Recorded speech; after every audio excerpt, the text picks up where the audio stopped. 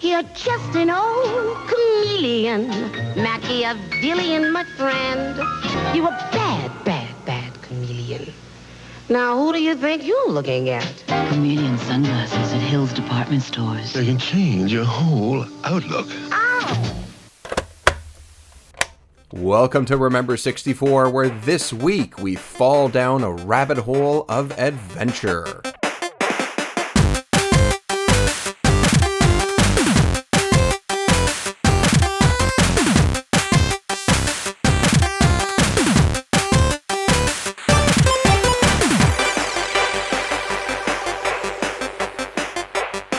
Welcome to the show, everyone, whether this is your first episode or you are a returning listener. My name is David Petrangelo, and I'm just a little blue lizard chilling in the forest. Ooh, is that a rabbit with a tux? And he seems to be late for a very important date? Oh, I'm going to follow him for sure. This can't get weird. Not at all. Well, if any of that makes any sense to you, then you might have guessed that, yes, this week we are playing 1997's Chameleon Twist. And if you're wondering what the heck that was at the start of the episode, I had a really hard time finding commercials or clips that had any kind of audio other than just soundtrack and sound effects from the game. So I looked up Chameleon on YouTube and found a commercial for Chameleon sunglasses. So they have nothing to do with this game or with this franchise in any way whatsoever. But yeah, I mean, I did what I could. In just a few moments, I will be joined by Danny from Retro Wars once again. Yeah, we spun the wheel of N64 games last time we were together and landed on this platformer. And here we are. Check back on other episodes we've also done together, including Mario Golf, Mortal Kombat 4, and Duck Dodgers. All right, let's bust out the history books, everyone. I'm learning. We're heading back 25 years to December 9th, 1997. Chameleon Twist was developed by Japan System Supply and published by Sunsoft. Now, at this point in time, in the mid to late 90s, Sunsoft will mostly be familiar to people that had an SNES, for example, as they had their hands in a number of platformers over the years. Japan System Supply may not be the most recognizable name to some, but that little cat logo that meows to start the game, at least for me, somehow flipped a little bit of a nostalgia switch that I did not expect.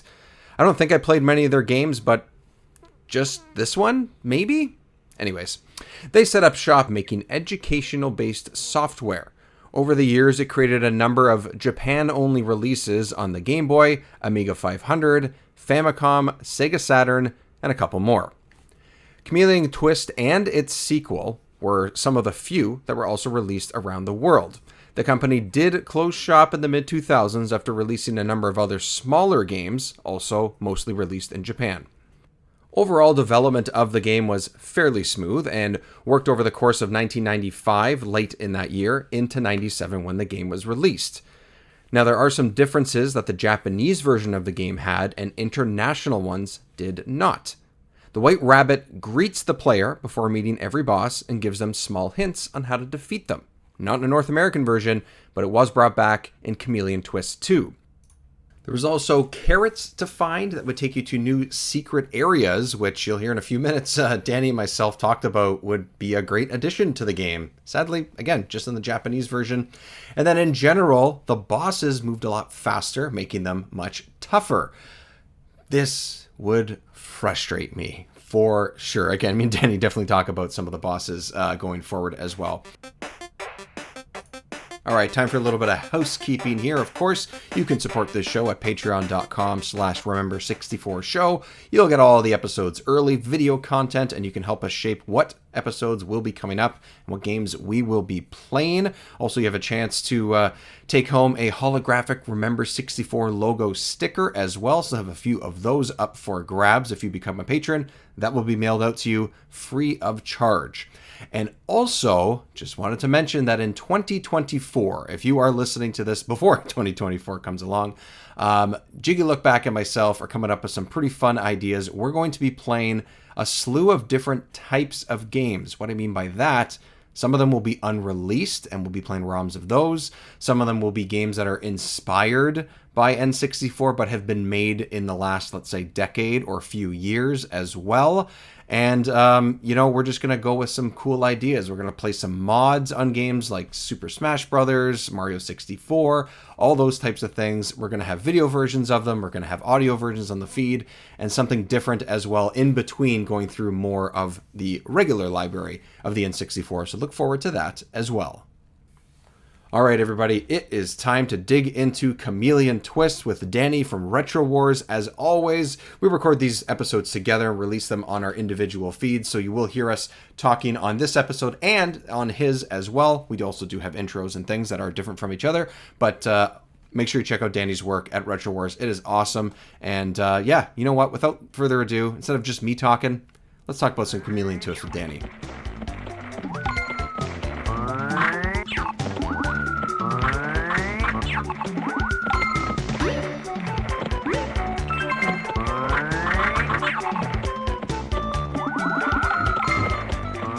I was thinking, I was going to say this before we hit record, but I'm going to say right now so everyone else can hear it.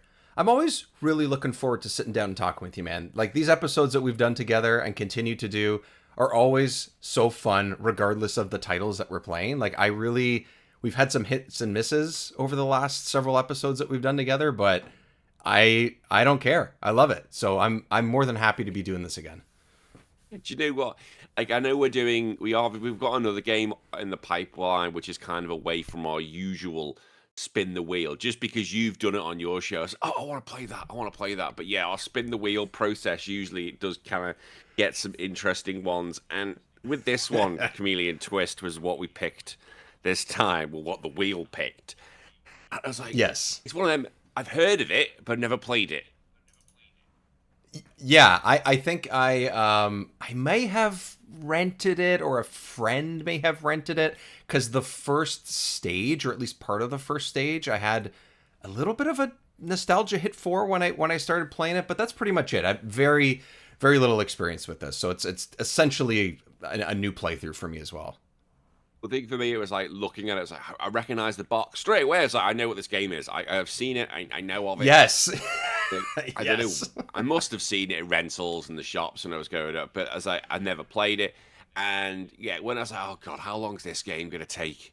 Like, fucking hell, it's just gonna be a nightmare. But look, how I'll say this game is, it's a non-offensive 3D platformer. That's how I put it in my head. It's not amazing. It's not shit. It's just all right. That's the best way of summing this up.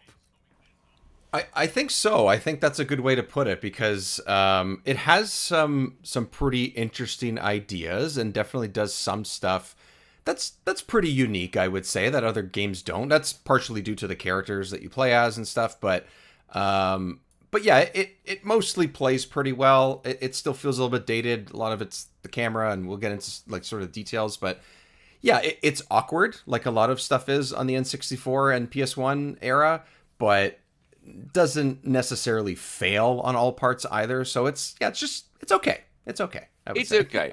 Now, believe it or not, this thing has a plot, which is ridiculous. Please educate me, because I've played through this game and I still don't know what it is. Well, see, this is the weirdest plot I've ever seen. So you pick the chameleon you want to use. So I just picked the blue one, and it's basically this bog standard chameleon. And he's sitting there, and he watches this rabbit go past. And I was thinking it's akin to Alice in Wonderland. And the rabbit suddenly jumps 100%. Yeah. 100%. And the rabbit jumps down this warp hole. And the chameleon's like to himself, what the fuck? Where did he go?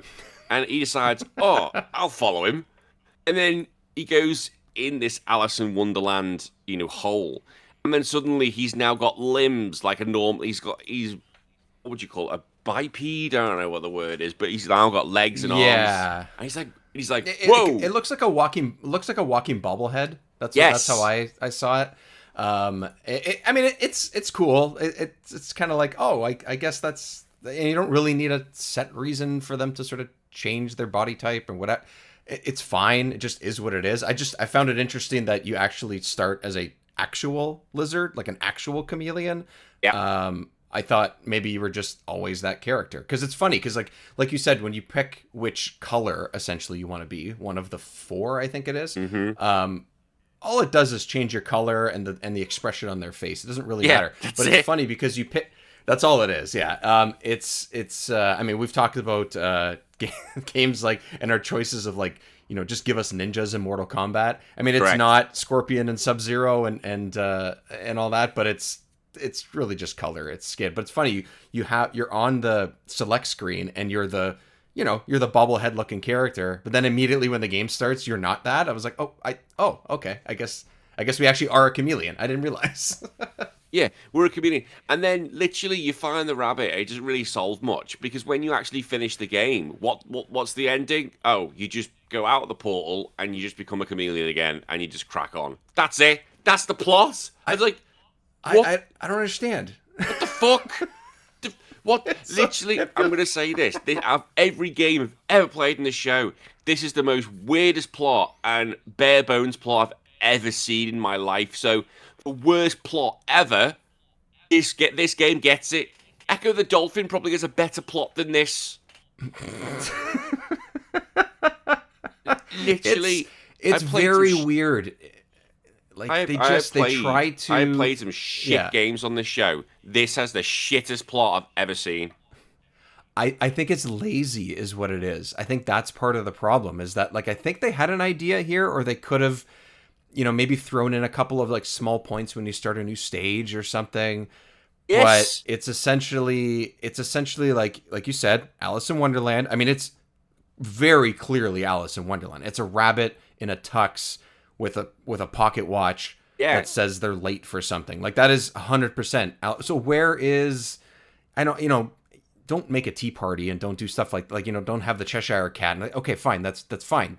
Do something else, but make other hints about it, maybe to sort of at least feel like that theme continues through.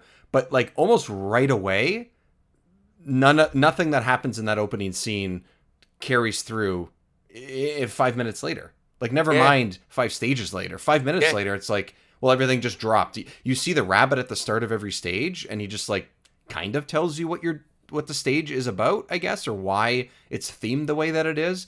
But that's it. That's the only continuity throughout this entire game as far as the story goes. It's ridiculous.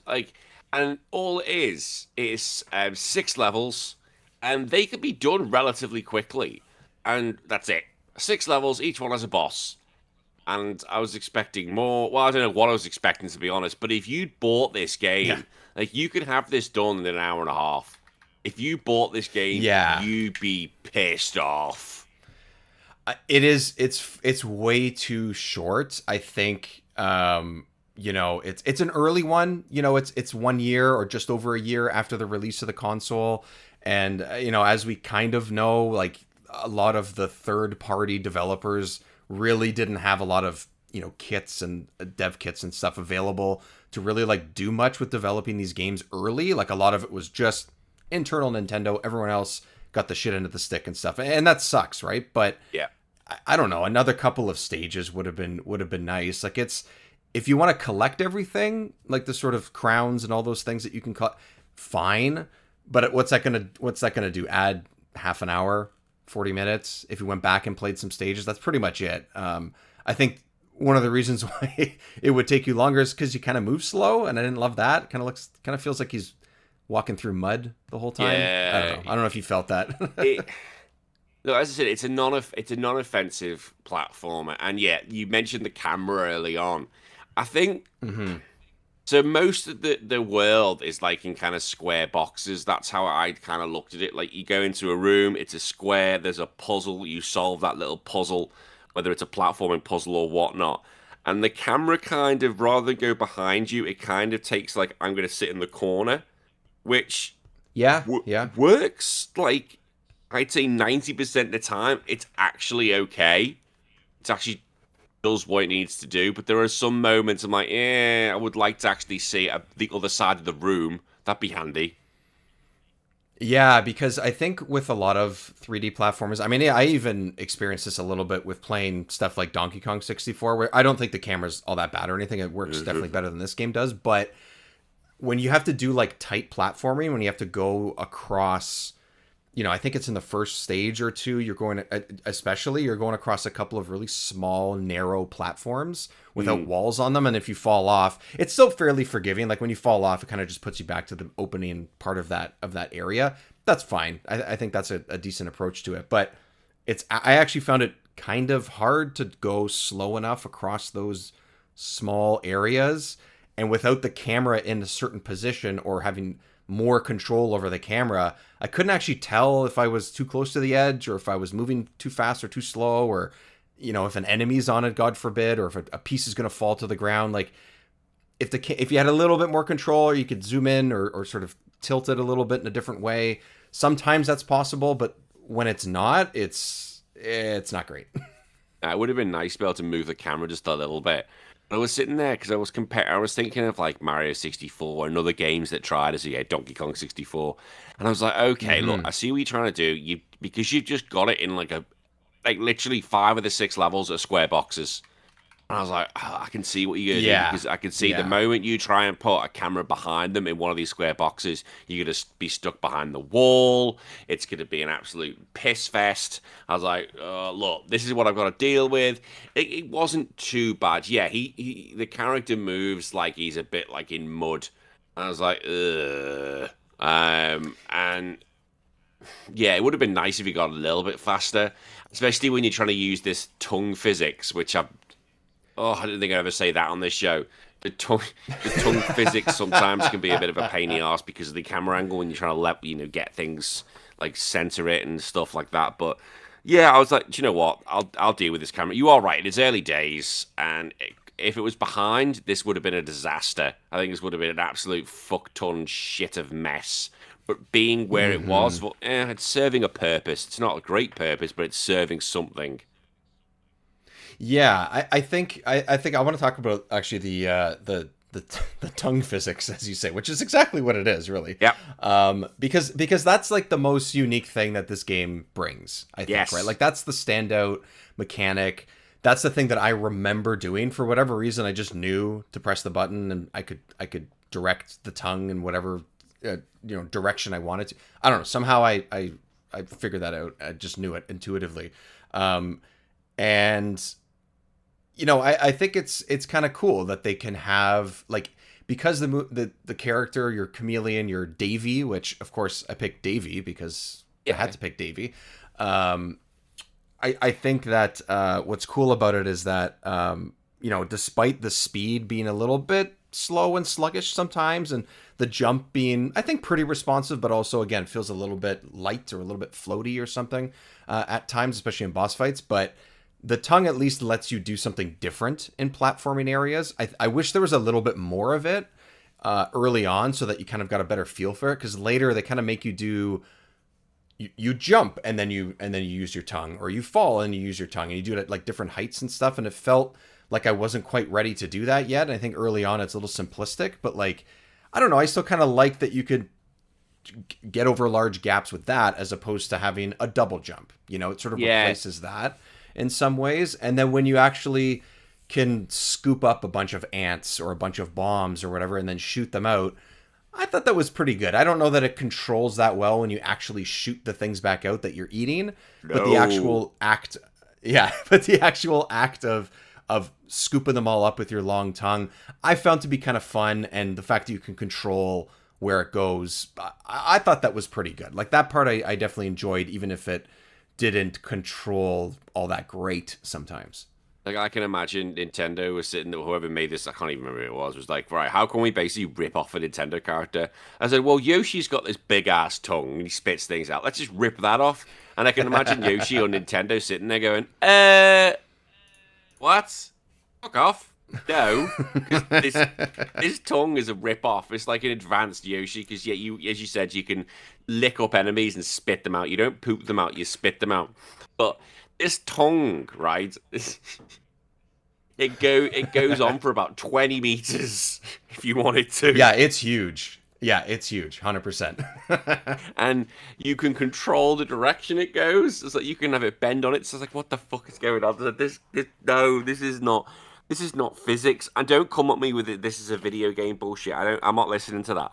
But I want some realism in my games. But you can literally make this tongue. You can use it to catapult yourself up to platforms. I was like, actually, that's quite cool. I thought that's quite funny. I thought that was a cool idea. I don't know that the execution of it is all that great. Unfortunately, like at some points, you need it, but there's like a momentum to it too, where you sort of like swing back and forth in some ways. And I think that was, I like the idea, but I actually got more frustrated with that than I thought I would, because it should be simpler to do. You should just press, the button. I think it's the Z or the Z button, and then you can just press jump, and he sort of flips off. Yeah. It looks cool. He kind of does like this, acrobat looking move kind of thing. I think it looks kind of cool. I just wish that the whole, where you sort of bend one way and then sort of use the momentum to kind of push yourself forward or higher or whatever. I wish that was easier to pull off and actually execute. But at least they tried something different with it, and it wasn't just, hey, it does this one or two things and that's it. There's no double jump, there's no wall jump, there's no, floaty jump type thing. It's based around what you can do with the character's tongue, and it's odd, but again, another idea that I don't know that I've really seen used in this way before. So I thought that was kind of cool. The funny thing is, you've literally just said that how the physics and how it bends, because there's, I know that momentum is literally the big one, because momentum. I can buy that this tongue can go 20 meters. I can buy, because it's in a magical world, I can buy the fact that you can jump on your tongue and bounce off. What I can't buy is when you use your tongue to like grab a platform and then all of a sudden spin, do a 180 through the platform. I was like, no. Yeah, so what you're talking about is like there's a move that you do where you can extend your tongue however long you need to or want to or able to, and then you press a button and he just picks up off the ground and twirls around whatever, pole or bar or whatever that you're attached to at the end of your tongue, and spins around. You can like essentially just trip up characters, which you have to do in, I think, in at least a couple of the boss fights. And it, knocks them on their butt, or it scoops up what you go by and stuff. And yeah, it makes absolutely no sense. Yeah, I was like, I'm not having that. Absolute bullshit. Fuck right off. You're lying to me. It's a joke. It's like, this is all. Yeah, they had lies. you. They had you with the rabbit. Yeah, they had you with the rabbit. They had you with turning into a walking bobblehead. They had you with different types of chameleons. All that was, it's fine. But the second you had to spin around, that's it. You're out of here. You're done. Forget it. Yeah, fuck this. Fuck this game. Fuck you. It makes no sense. And yeah, because you have to trip up stuff, and that's some of the bosses you have to do. And I was like, no, this is bullshit. And again, I'm not listening to your argument. Oh, it's a video game. Fucking fuck you. So absolutely get stuffed. But Yoshi's sitting there going, good. At least my physics work. And I mean, I think you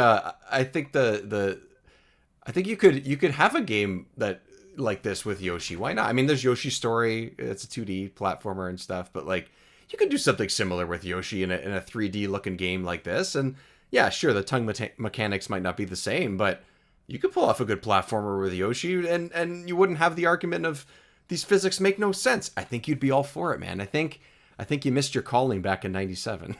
Yeah, it could. You know what? It would have been interesting had they had like a side character, like a secret character as Yoshi. I think everyone would have gone, "Holy shit, this is amazing!" But yeah, no way Nintendo's letting that happen. Are they? They're not like, no, you're not having our property. Actually, there is. I wrote this down. There actually is a couple of new characters. I don't know if you knew this, if you saw this in any way, but there's a white and a black one. Ooh. So when you beat the game, you unlock the white one. It just gives you a choice. It's just there, right? Again, white, and it's just called white, which is really weird because the other ones have names.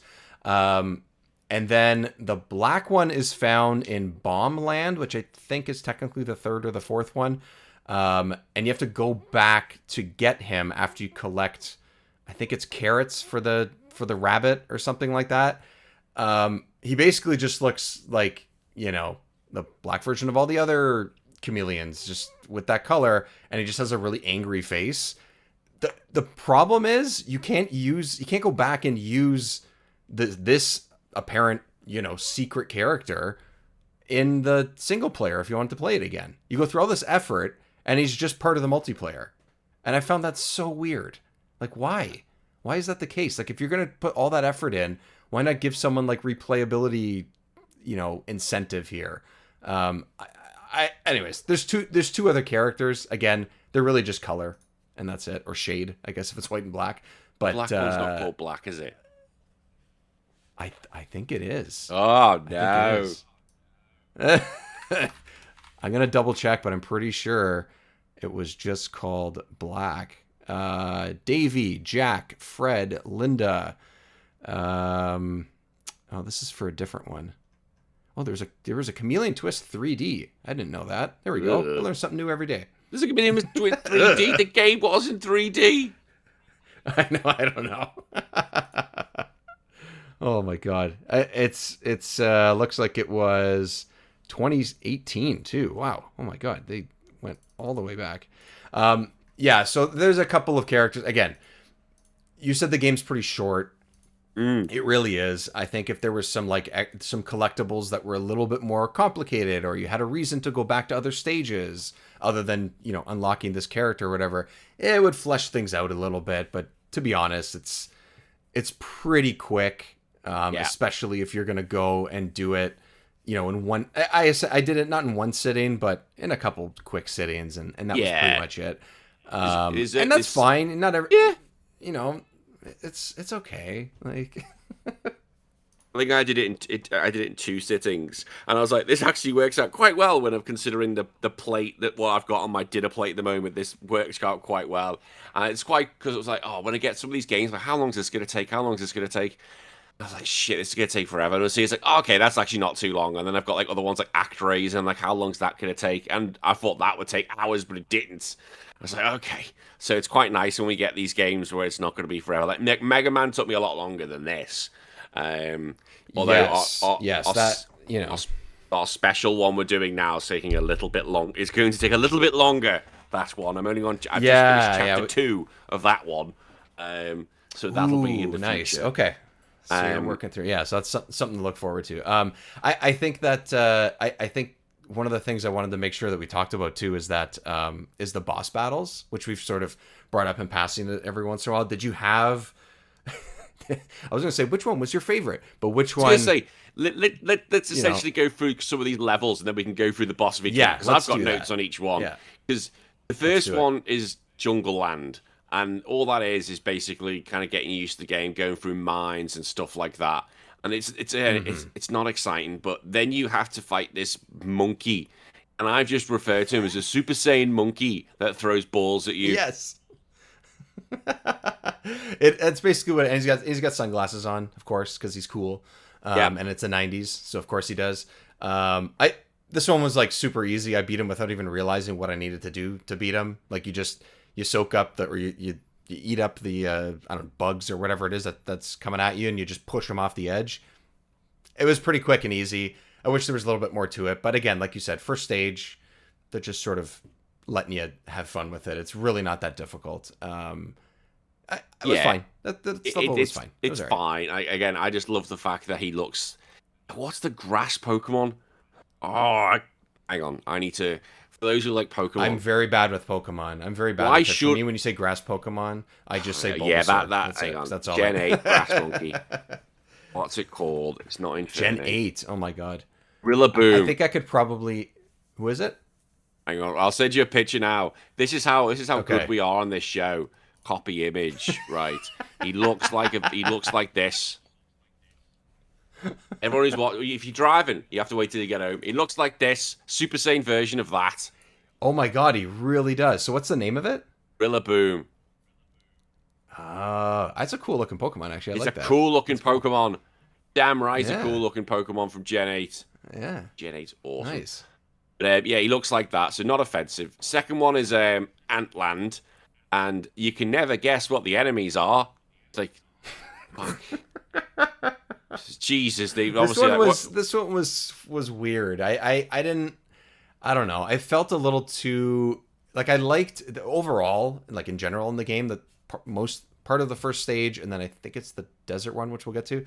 I like the stages that were outside more. This one felt too contained. I didn't love it, and they're all fucking contained apart from Desert Land. Well, the beginning of the first one isn't. Oh yeah, the first, that's not for a little bit. Couple minutes. Mostly it's like into your box. Done. Most of it. Yeah, you're right. You're right. I wish, like you said earlier, referring to mostly about the camera and stuff, but just in general, I don't know. It somehow just felt better when you were less contained and in that box. Yes, and this one definitely felt that way. It felt very like, oh, you're in an ant hill or whatever you are. Here's a bunch of ants, and it was just like literally rows and rows of endless ants, and I was just like, okay, this just feels lazy. It's lazy. It's so lazy, and even the boss is an ant queen. I was like, of course it is, and you have to use your amazing tongue physics to trip her up. Yeah, I didn't like this. Well, this one wasn't as bad as probably the next one we're gonna get to, in my opinion, but it was pretty simplistic. Yeah, you sort of do the spinorama thing like we were talking about, and you spit some ants at her, and that's it. Yeah, she's got a huge, is it thorax? Is that what it is on ants? Ooh, look at this, getting scientific. You could have just said breeding butts, but I would have accepted that. Yeah, I was gonna say giant pink butt, but I think it's thorax. I think that's what it is.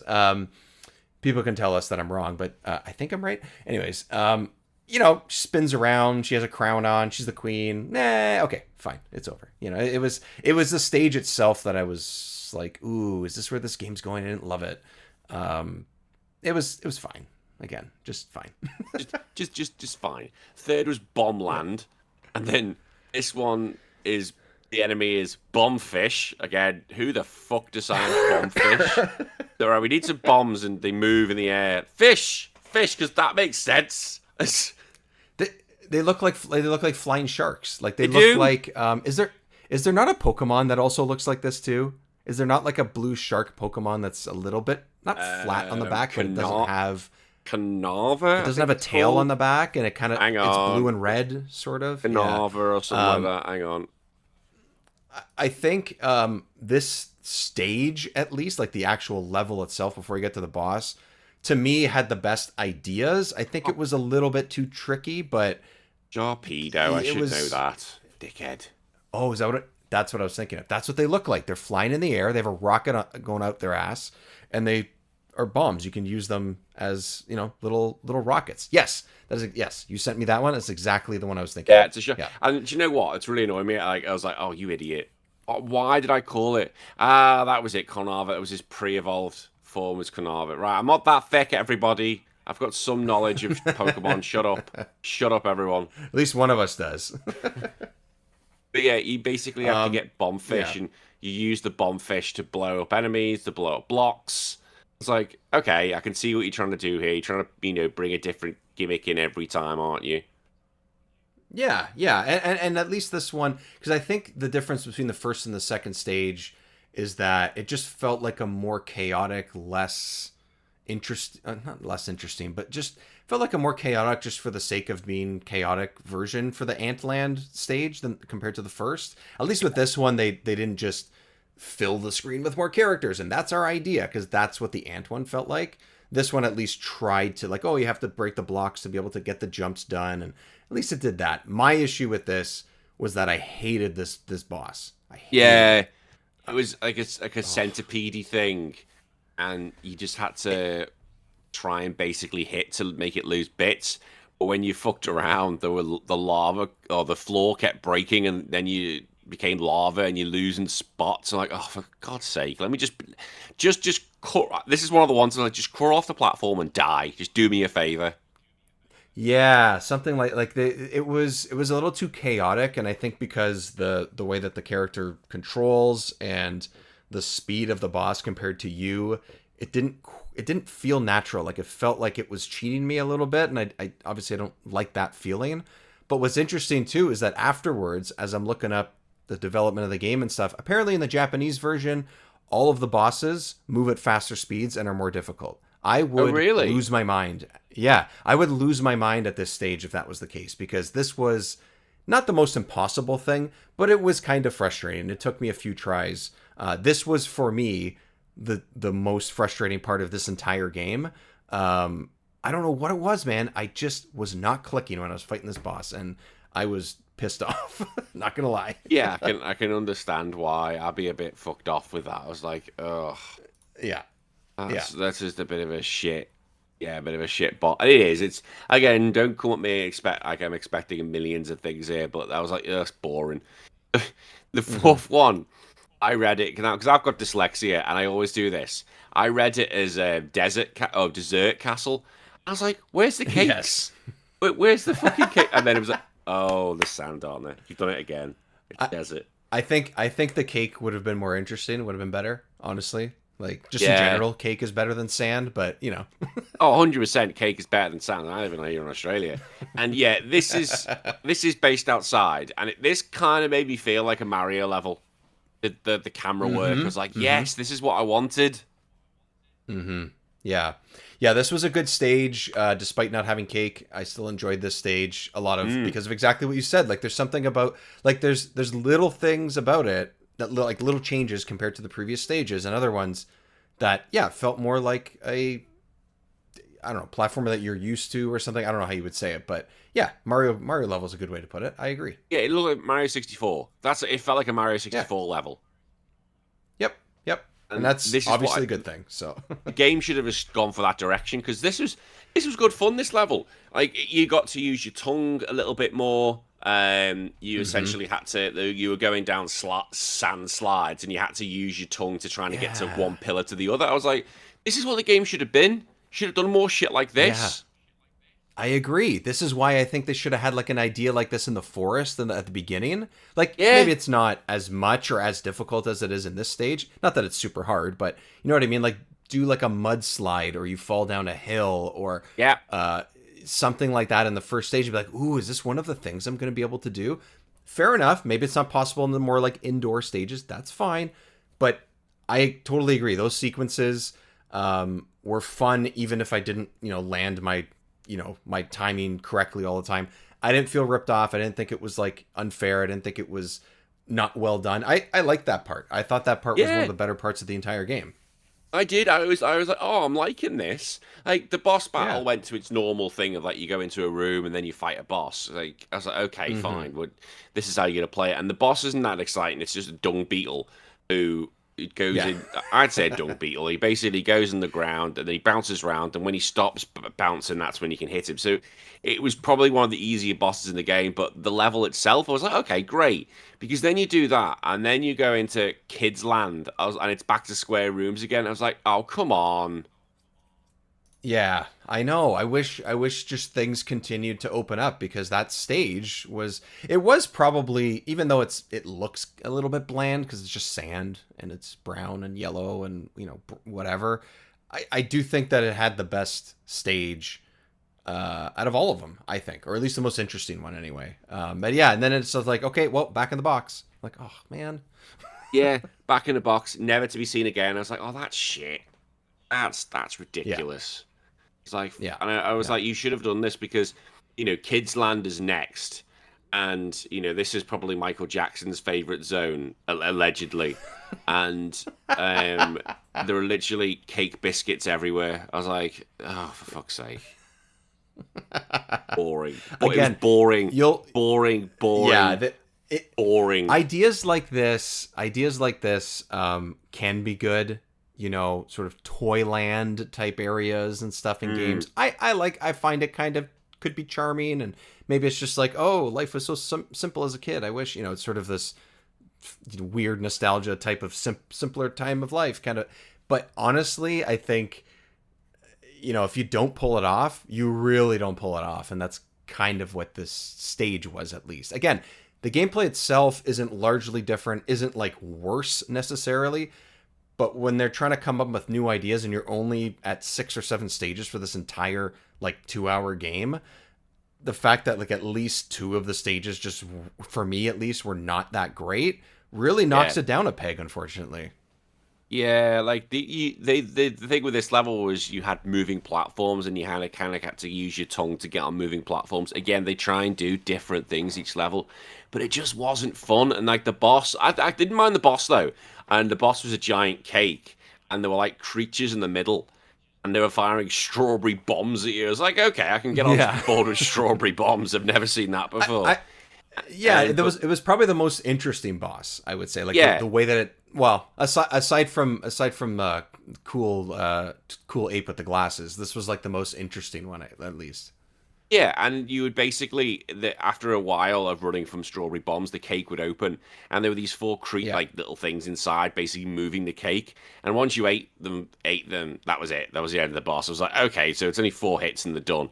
But it wasn't, again, not hard. It was just something else. I was like, okay, I like seeing food get used as bombs. And then it's a new idea. It's a new idea. It's a new idea. So it's a new idea. I've never seen actually a cake being used like that before, so you can have that. Yeah. And then the final one is Ghost Castle. And right, okay. I liked only one element of this place, and that was that you needed 50 crowns to open this door, which I did because I was collecting the crowns. And got in there, and it was a pool table. I was like, cool. I get to play pool. I know, right? I thought that was like, I mean, definitely did not expect that. Like, No. Like, why would that ever cross my mind? So again, a new idea, something new. Like the game has ideas. It's there, and I think for the most part, it lands them, or at least half the time it lands. It's pretty good. You get some new ideas and a surprise. This, I would say, quote unquote, far into the game because it's not very long, but yeah, you're probably gonna find enough crowns in order to open it and everything because. I think I don't know if there's like 10 or 12 per stage. For the most part, you'll stumble across most of them, and they're not that hard to get. And it's cool that, it's like, oh, you're in this later stage, and all of a sudden there's like a pool table. Like, where did this come from? This is the kind of stuff I wanted to see the whole time. Yeah, random shit. Like, I made a point of going to get these crowns, thinking, oh, it's not a long game. What's the harm in trying to get the collectibles? And I get the crown. I'm like, okay, I get to sit on the pool table and actually play pool. And then, right, I did it. I was like, yeah, because I love pool. I love snooker and pool. And I played it, and I finished it. I went, what do I get? A crown. I went, oh, fuck off. Fuck off. Give me something for doing this. I was so annoyed. I was like, I've spent this time getting the collectibles. For it's an unlockable thing. You're going to give me like something cool for doing it. No, you just give me 1 crown when I've already collected 50 before. It's like, you fucking tits. You're so right. I didn't even think about that in the moment. I was like, oh, okay, I got a crown. Because I sort of, not that I expected it, but I was like, okay, that's usually a reward in this game, or some sort of reward in this game. And you're right. It doesn't really make any sense. No, it's like, I get it if the door, if there was no 50 crown passageway to get in there and they gave me a crown. Yeah, I get that. But the fact you want me to get 50 crowns and then you're just going to give me another crown, that's bullshit. That's bullshit. At least make it bigger. Maybe put giant jewels on it. Make it like an end game collectible. Like, never mind the black and white characters. Like, make this the thing. You know what? There's something about it where like, oh, this should be the thing. Because then why are you collecting 50 just to get 51? It doesn't really make any sense. This is exactly the same bullshit out of Mario 64. You finish the game, you get 120 stars, however many stars it is. I can't remember how many it is now, off the top of my head. And then you get a cannon, you go see Yoshi, who gives you 100 lives. Like, fuck off, I don't need 100 lives, I've just done it. I've just finished the game. I need more lives. Just finish. You're not Stick them up your arse. That was my opinion. Get those crowns and stick that up your arse, you fucking chameleon. Fuck me. I wish, like, in some ways, I wish there was, like, I guess there's these carrots, apparently, which I don't even know if I stumbled across any of them, that will get you that black character at the end if you go back and collect them all. I think there's 5 or 6, it said. Whatever it is. But I wish there was, like, another, like, mid-level collectible thing that isn't just health hearts and the crown. Like, something, like, there was 1 per stage or, like, 2 per stage that you could only get. Like, let's say every stage had like a secret area, for example, and you needed 5 crowns in the second level, 8 crowns in the third, 12, and you know what I mean, like the sort of progression that way, and give you incentive to get the crowns in stages before, and then it would have a little pool mini game, for example, and you would get that next collectible, and there's 1 or 2 per stage, and that's it. There's room to do that in this game. There has to be. It's not that big of a game. That would have been really cool. That could have been extra cool, I think. That would have been cool, but no, we get these fucking crowns and that's it. And you know what? Oh, this level's going to piss me off as well. There's a point in the game, right, where you go on this platform and you eat fire and then spit it at a candle. Okay, cool. Right. Because that lights up a new platform. Okay, that's fine. I like that, do it a few times. Yeah. No, you have to do it like 20 times in a row. It's like, fuck me. I was bored with it after 5. Right. Why am I still doing it?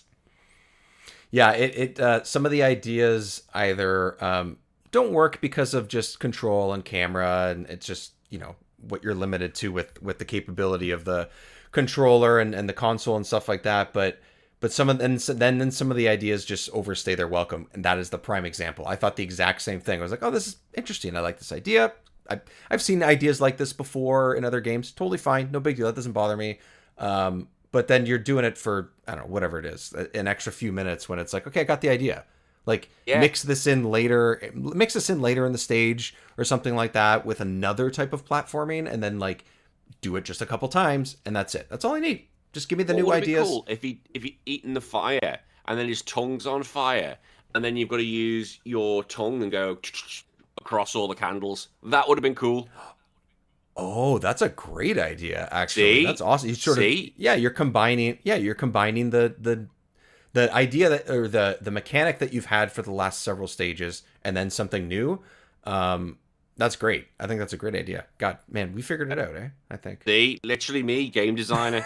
I could be a game designer. Hit me up, Nintendo. Hit me up, Sony. I'm always available. Literally, I'll drop this podcast shit if you make me a game designer. You only have time for one or the other, and believe me, exactly. That is your true calling. Clearly, after that idea, that is your true calling. Let's get you over there. Come on, people. Well, this is the thing. I don't know who the fuck the game developers were, because the final boss is it's like literally they looked into a house and went, right, how can we make a final boss? Okay, we've got some lanterns, we've got some barrels, we've got some doors. Just put them together and see what happens. Is this the final boss? What points he got to the story? Don't know. Fuck it. Just put it in. What if they made it like a real twist, and all of a sudden it was the rabbit? Yes. And the rabbit was like throwing all the ideas at you and stuff. The execution of it maybe isn't great. I don't disagree, but at least there's some sort of, again, back to the story that we talked about at first. At least there's some weird, wacky, messed up reason for that rabbit to even be part of this game in any way. Yeah, there's no reason for this rabbit to be there at all. This final boss has nothing to do with the plot. It's basically going to a car boot sale or going to the tip and putting them together, because that's all this is. Yeah. And it's got claw hands, and you hit it a few times, and then all of a sudden it becomes a fucking tank. I was like, what point does this have? This is ridiculous. I was like, and it's a tank which will not die. Like, just fucking die. Yeah, it's, again, certain things overstay their welcome or are just not executed all that well. And I think that's this boss is like, this battle is a prime example of that, for sure. Again, it's so easy to sort of say, like, let's shit on certain aspects of this game. It's not that bad.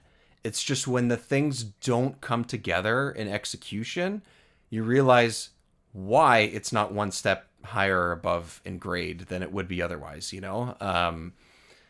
It's there. Again, we've had this with other games that we've played together. Duck Dodgers was a perfect example. There's like little things that, we didn't love that game, but there's little things that if they did a small thing to improve this or change that, that game and this game would have been exceptionally better. And I still enjoyed this more than that game, despite the shortcomings, but most of it's because there was different ideas. That's I enjoyed this more than Duck Dodgers.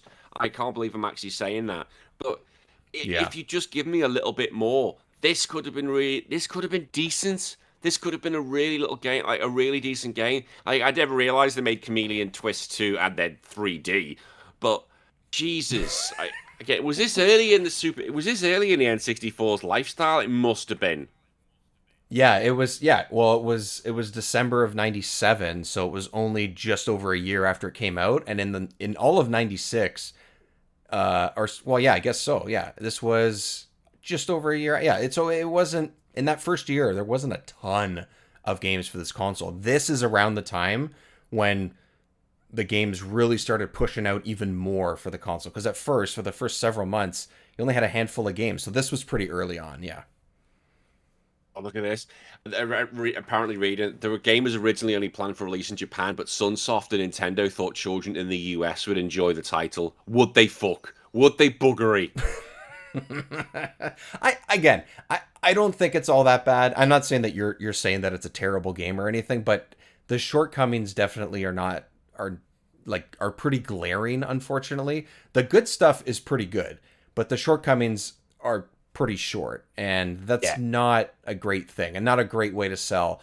Hopefully, whether it's you and I or whether I play it with someone else, Chameleon Twist 2, fixes some of those or has better execution on some ideas, whether they're new or old, it doesn't really matter. I'm at least interested to play the sequel, whereas before, if someone told me that this game is just so and I never played it, I would be like, well, then I don't even need to bother with the sequel or even give it a try. I'm at least interested in picking up the next one. Let's see. There's a sequel. Okay, Chameleon Twist 2. What did that get for a rating? Did that get shit? Better. Oh, okay. Yeah. Again, short, can completely please it in a day. So yeah, that could be finished really too. So we're not doing if this thing gets us the freaking spin thing gets us Chameleon Twist 2, I'm done. I am really done. That would be hilarious. What would be the odds? That would be amazing. Well, we're gonna do that. Let's do that in a couple minutes here. But we're gonna spin the wheel once again to see what the next game together that we're gonna play is. Chameleon Twist. I mean, it was a fun little adventure, I think, or at least a decently fun little adventure. Yeah, it was all right. So if you had to score this out of 10, what are you giving it? This is gonna be a 6 for me. Not terrible, not amazing. Has some ideas. Doesn't land all of them, but that's okay, and that's what happens. And early 64, I'd give it around a 6. I'm going to be a bit crueler and give it a 5. And I think if it just solved a few little more things, it probably would have been a 6. But yeah, I just wanted more levels like I'm going to say desert castle. I just wanted a few more levels like desert castle. If it was more levels like that, this would have been a lot higher. But no, it kept with the box thing. I don't know why they did that. Because Mario 64 was already out. They should have looked that as the template and go, right, okay, how can we build on this? But they didn't. So they went, we'll go to boxes because obviously that freaking works. And yeah, it's just a bit. Yeah, I'm with you. I totally agree. Yep. Okay, let's. Shall we spin the wheel? Shall we spin the wheel? This is going to be interesting. Okay, we're going to do this. So if anyone hasn't heard yet, and you're listening to our little adventure duo here of us going through games of the N64 together, I have a list of the chronological releases of the N64 from 1 until 390. That's what I have on list. I'm not sure it's 100% complete. There's definitely some Japanese only titles on here, which we would, have to emulate and stuff if we did. We've done this a couple times, and we've landed on random games. So I have a random number generator from 1 to 390. If it hits anything that I've played before or that we've played before, I just hit it again. And then we just go from there. So we are spinning the wheel, and we've landed on 243. Okay, let's see in the list. Scroll down, 243.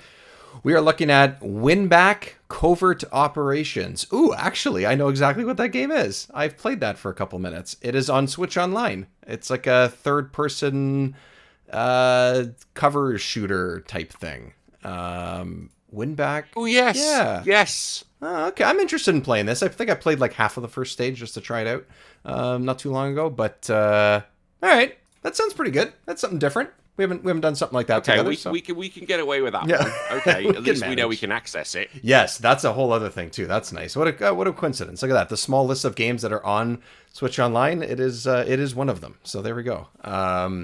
Yeah, so if anyone... We'll take it. We'll take it. It's something a little bit different. I don't think we've done something like this before. We've done fighters, we've done golf, we've done platformers. Why not do a cover shooter? Let's do something like that. So win back covert operations. There we go.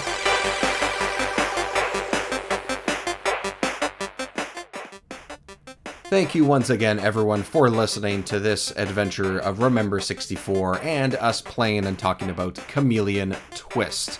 This platformer was a wacky adventure with some ups and downs, but hopefully if you've played it in the past or are thinking about it, you also enjoyed our chat about it as well. But that's pretty much it for this episode. Again, look forward to some pretty fun and awesome stuff in 2024. We're going to be playing lots of different types of games. Jiggy Lookback and I have some great ideas coming up. And if you want to support the show and help us expand those great new fun ideas, patreon.com/remember64show. And as always, you can give us a rating on your podcast app of choice. Much appreciated if you do. Mostly Apple Podcasts and Spotify. That seems where most of our listeners are anyways. Give us a rating on there. It helps more people find the show and enjoy this crazy, weird adventure of the Nintendo 64's library. Thanks everyone for listening. We'll see you next time on Remember 64.